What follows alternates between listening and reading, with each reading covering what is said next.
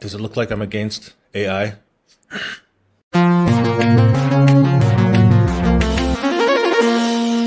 Hello and welcome to the Space Between Ideas. I'm Blaine Gates. Today I would like to talk about two issues. One is data privacy and the other is methodology. So as everybody knows, the new GPT 4.0 has just been released and you can watch their video about all the great and wonderful things that it can do for you. I think that we should be well informed of what's happening when you are using these systems. For a long time, I've had the opinion that there can be only one. And the idea that there can be only one, it goes to a lot of different types of businesses. Now, some people might disagree. They might say, well, it's not every business where there can be only one. For example, if we talk about agriculture, the main issue with agriculture is that you have to move the product from one place to another place. And so you can't have just one farm. AI, on the other hand, is a little bit different. I'm not saying that there can't be competing large language models, but the thing is that we've already seen it happen with this new rollout of GPT 4.0. The issue is that there were some companies that were using ChatGPT's API in order to roll out some kind of app. And then what happens is ChatGPT is trained on that data. They basically can pull in all of the prompts and they can remember all of the things that they have exported. And therefore, every time somebody builds an API off of the large language model, they're actually training the large language model to be able to perform that task. And then at some point, ChatGPT then rolls out the features, which are what? I mean, it's just like Amazon. Remember Amazon at the beginning, they were just selling other people's products. And then suddenly they had the data on products. They knew which products were selling the best. They knew which products had the best margin. And then they just decided to compete in certain strategic areas where they could make the biggest profit. And now the same thing is happening with OpenAI.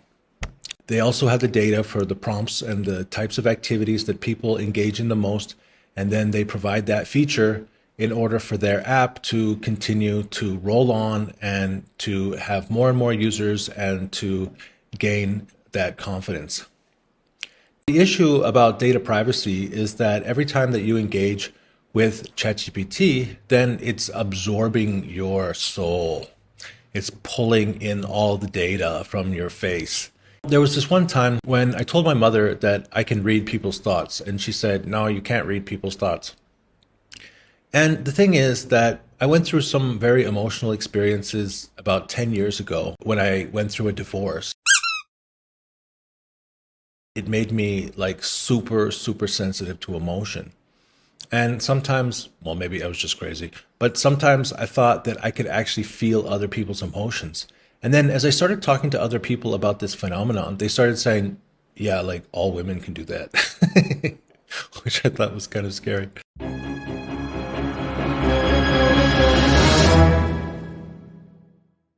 A lot of people can feel other people's emotions, and they even have a word for it. They call it empathy. What does it mean to feel somebody's emotions? If you can feel somebody's emotions, you're 90% to the point where you can actually understand what they are thinking. And certainly you can then give them a couple of prompts and allow them the opportunity to talk about the things that they're experiencing. I think the same thing is true with these large language models. And we're at the point now where you can easily create a decision tree for people's behavior. When they are asking certain questions, when they're doing certain things, then that means that they're thinking about these things and they want to engage in these types of experiences. And if you have enough data about a person over the course of their lifetime, then you have a pretty good idea of some of the choices they're going to make in the future. So this is kind of like minority reports. They can get you for future crimes because they can tell based on your behavior patterns what kinds of decisions that you're likely to make in the future.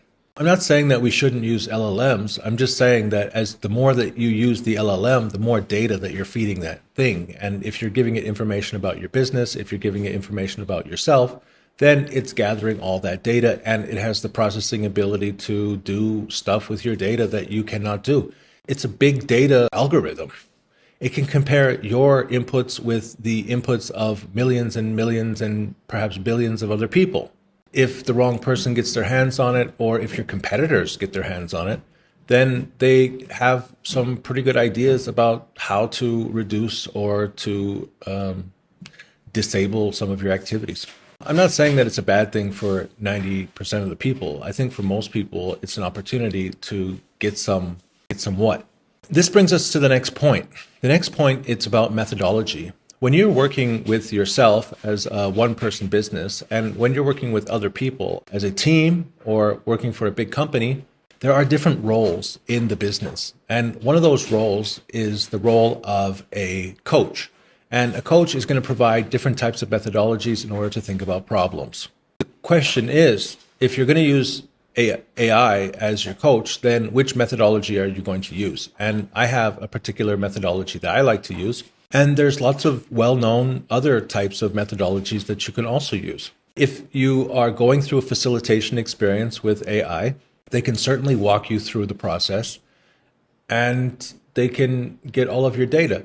If you're not concerned with them getting all of your data, then it's a great way to use AI. You can tell them, I want to use this kinds of method. Like, for example, there's like this thing called the business model canvas. And I said, hey, do you know what the business model canvas is? It said, yes.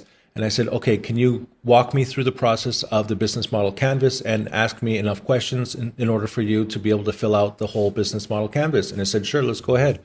And then I said, how many questions are you going to ask? And then it said like 32 questions. And I said, okay, so can you number them from 1 to 32 as we go through the questions? It said, sure. And they said, okay, let's go. And then we did it. We went through the whole business model canvas.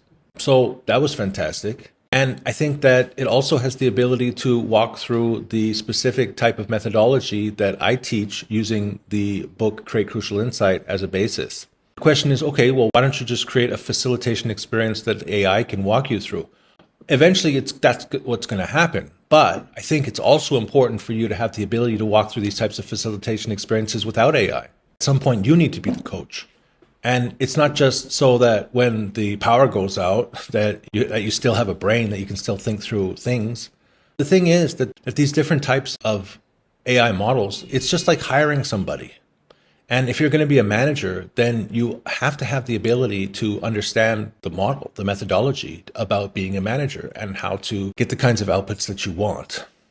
I'm just going to keep talking about my methodology, which I think we've brought it down to the point where I think it's going to be something like output, input, scenario, choice.